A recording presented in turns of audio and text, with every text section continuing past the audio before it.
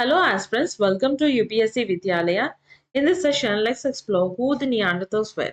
This topic is covered in paper 1 chapters 1.6 and 1.8b of the UPSC Anthropology syllabus.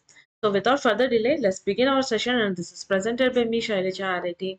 Stay tuned for an insightful discussion. First of all, let us understand who the Neanderthals were.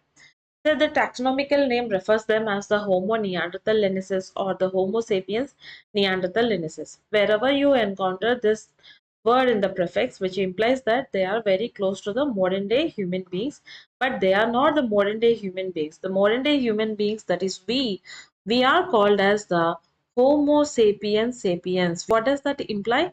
Okay, the modern day human beings has evolved somewhere around 10,000 years back. Okay, so these people has inhabited on the earth somewhere around 2 lakh years back to 24,000 years back. And that is the reason they are called as the archaic human beings, which implies that they are the ancient human beings. So what is the geographical location they have inhabited? They have inhabited in the Eurasia, that is Europe and the Central Asia. Till date, we believe that the humans has originated in the African continent. From African continent, they have migrated to the different parts of the world. Some branch has migrated to the Europe, some branch has migrated to the Asia. So those species which has migrated to the Europe, they are called as the Neanderthals, and those species which has migrated to the Asia, they are called as Denisovans. They are the counterpart of the Neanderthals. First of all, why does human beings has migrated to the different parts of the world? It is because in search of the resources, and it is naturally an inquisitive part of the human beings, so they have migrated to the different parts of the world. Now let us understand the connection of the Neanderthals with the modern day human beings. Initially, it is understood that they have no connection between them, but recent genetic studies has revealed that there is some genetic overlap of the Neanderthals with the modern day human beings. Why did this happen? It is because of the interbreeding between the Neanderthal species and the modern day human beings. So their genetic evidence is still present in certain European population, that is 1 to 2% of the European population. They are still exhibiting the traits of the Neanderthal man.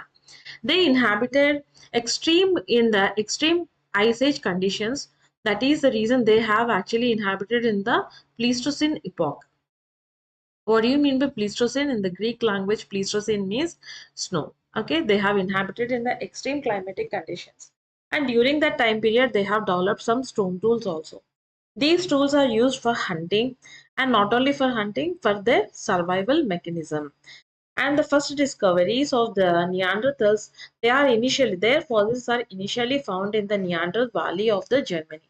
Hence the name Neanderthals, which is discovered in the year 1856 in the Feldhofer cave in the Germany. You definitely need to remember certain trivial information while writing the answer, guys. Okay, so along with the skeletal remains of the Neanderthals, the archaeologists also found, or the paleoarchaeologists also found, some stone tools along with them and the remains of extinct animals. So, if you are finding some stone tools along with them, which indicates that this is probably some burial ritual, the initial form of religion, probably, and the remains of extinct mammals, which indicates that that is their dietary pattern. And next, more fossils of the Neanderthals are found in the Belgium, France, Croatia, Israel, Uzbekistan, Iraq, and the Russia. And now let us see the comparative anatomical structure between the Neanderthals and the modern day human beings. If you carefully observe this picture, the modern day human beings are little taller than the Neanderthal, their counterpart Neanderthals. If you're talking about the chest size of the Neanderthals and the modern day human beings, Neanderthal chest is broader, their limbs are shorter, the chin is their supraorbital ridges are prominent. So now the genetic evidence which is explaining that the Neanderthals has interbred with the human beings, and that is that even in the modern times also 2% of the Neanderthal DNA is present in the Eurasian population. So what are the morphological traits which are very much pronounced in the Neanderthals? This picture you can clearly observe. Their supraorbital ridges are prominent. You should not say it is thick. You should say it is prominent. And what about their nose? Their nose is flat and it is broad. We call this feature as the platyrrhine feature. Okay, why it is actually their nose is broad? Once again, it is an adaptive mechanism to adopt in the cold climatic conditions. And next we see little prognatic nature in the. What do you mean by prognathism? Which means the chin part is protruded and the chin is smaller. So the large nasal openings, that is the cold adoption, and the smaller chin compared to the modern day human beings. And if you're talking about the brain size is similar to that of the modern day human beings. That is somewhere around 450 to 1500 cc. This is their brain capacity. And already we have understood about their body proportion that is completely designed for them to adopt the cold climatic conditions. The shorter limbs means hands. Okay, the shorter limbs and the broad chest and the robust physique. Their physique is robust than the modern day human being. So this is one interesting fact about the Neanderthals. So this is the tooth of the modern day human beings, and this is the tooth which is related to the Neanderthals. So the cavity is less pronounced in the modern day human beings, but the cavity is a little marked in the Neanderthals, an adaptive mechanism to survive them in the cold climatic conditions. So next, slower maturation in the children, and next with the early weaning suggested in the dental studies. What do you mean by early weaning?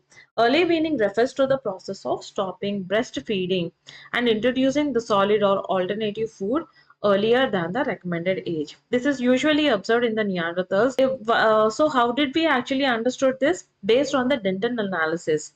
So in the dental analysis, it is observed that the tooth grow lines are chemical signatures indicated when a child transitions from the mother's milk to the solid food. Now let us talk about the culture and capabilities of the Neanderthals. We already understood that they have adopted the stone tool technology and created complex tool using the Mousterian technology. The Mousterian technology is called as the Mode 3 type of technology. With using these tools, he has hunted, he has chopped down things and prepared the food.